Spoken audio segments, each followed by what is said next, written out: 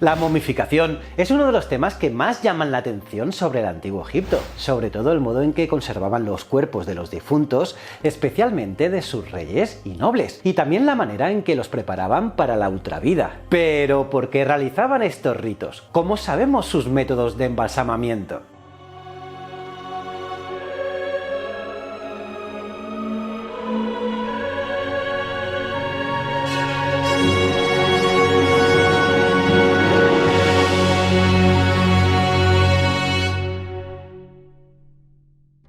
La momificación era practicada por diferentes civilizaciones del pasado, pero fue en el antiguo Egipto donde la momificación por medios artificiales alcanzó su punto máximo, alcanzando una perfección técnica y convirtiéndose en todo un arte. La momificación era una necesidad de tipo religioso, porque los antiguos egipcios creían que la muerte era solo el comienzo de una vida en el más allá. Esta muerte representaba la separación entre el cuerpo y el alma, o mejor dicho, entre el cuerpo físico y sus dos contrapartes espirituales, el Ba, que se corresponde con el alma, y el Ka, que representa la energía vital. Para poder despertar en la nueva vida tras la muerte terrenal, era necesario que el Ba y el Ka pudiesen reintegrarse al cuerpo, y es por eso que el cuerpo debía conservarse. Y así, con su sofisticada metodología de la momificación, se perseguía purificar y volver divino al cuerpo, a semejanza del cuerpo resurrecto de Osiris. Y es que según la mitología egipcia,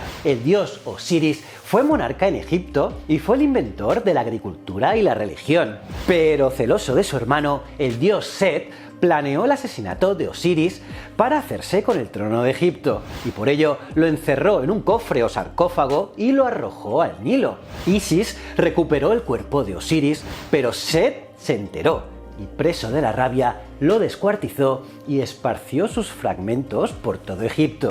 Con la ayuda de Tot, Neftis y Anubis, Isis encontró las partes del cadáver de Osiris, y tras reconstruir el cuerpo, lo embalsamó con la ayuda de Anubis, envolviéndolo en tiras de lino. Y con la ayuda de su hermana Neftis, Isis agita sus alas sobre el cuerpo inerte para infundir vida a Osiris con sus poderes mágicos. Y así resucitado, Osiris no regresó a la tierra, sino que ahora reina sobre el mundo de los muertos. Y con la momificación se busca que el cuerpo del difunto imite el cuerpo divino de Osiris y así poder unirse a él en el más allá. Pero claro, en origen, el arte de la momificación no era tan refinada. Durante la prehistoria y la época predinástica, hace unos 6000 años, los cuerpos eran enterrados envueltos en pieles de animales o esteras, simplemente en fosas en el desierto, de tal manera que la arena seca y caliente absorbía el agua de los tejidos corporales y garantizaba así una buena conservación del cuerpo, de manera que casi hablaríamos de una momificación natural por desecación. La primera evidencia de momificación artificial premeditada data de alrededor del 3500 a.C., que es a finales de la época predinástica, la primera dinastía. Se han encontrado partes de cuerpos humanos momificados en Nejen, con el Amar, que muestran rastros de resina y vendas de lino. Y es durante el periodo arcaico o dinástico temprano, alrededor del 3100 al 2686 a.C., cuando la momificación comenzó a experimentar un mayor interés para evitar la descomposición, y con ese objetivo empezaron a desarrollar diferentes técnicas artificiales de momificación, como pueden ser envolver el cadáver con vendas de lino o también sudario impregnado de natrón o resina. Y al tiempo que la momificación se desarrolla, se relaciona también con la leyenda de Osiris, cuando este es resucitado gracias a su embalsamamiento por Anubis y con la ayuda de fórmulas mágicas.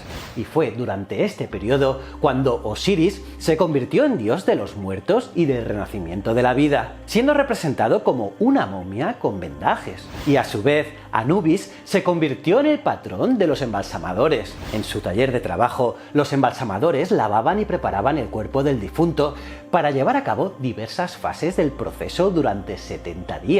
Era un arduo trabajo. El cuerpo era eviscerado, se secaba al sol y se cubría con varias capas de aceites vegetales, como resina de coníferas, aceites aromáticos y ungüentos, y también cera de abejas. Y después se cubría con vendas de lino. Y además, durante el periodo tardío, durante el vendado, se colocaban sobre la momia determinados amuletos que hacían un papel protector.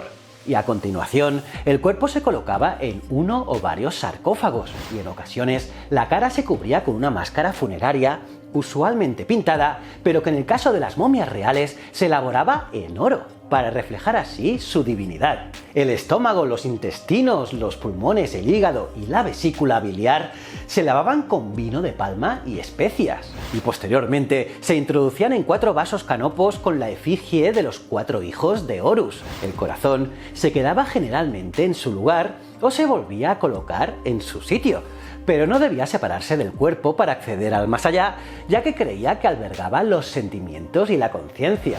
El cuerpo era llevado en procesión encabezada por los sacerdotes hasta su última morada, y allí el sumo sacerdote procedía a realizar los conjuros finales, tocando en un gesto sagrado los 7 orificios de la cabeza de la momia para hacerle revivir los sentidos. Y finalmente se colocaba el ajuar y las ofrendas y se sellaba la tumba. Este proceso, por supuesto, fue variando a lo largo de las diferentes dinastías y en función también del grado de riqueza y poder. Sin embargo, la momificación, en cualquier grado, siempre se intentaba llevar a cabo en todas las capas de la sociedad, ya que todo egipcio deseaba ser capaz de alcanzar la vida después de la muerte. Y nada más por hoy. ¿Qué te parecen los ritos funerarios egipcios? Desde luego es un mundo fascinante. Y si te interesa saber más acerca de las civilizaciones del pasado, no puedes perderte los contenidos que estamos preparando aquí en este canal, así que no olvides suscribirte y darle a la campanita para activar las notificaciones de vídeos nuevos y también seguirnos en las redes sociales de la Fundación Palar.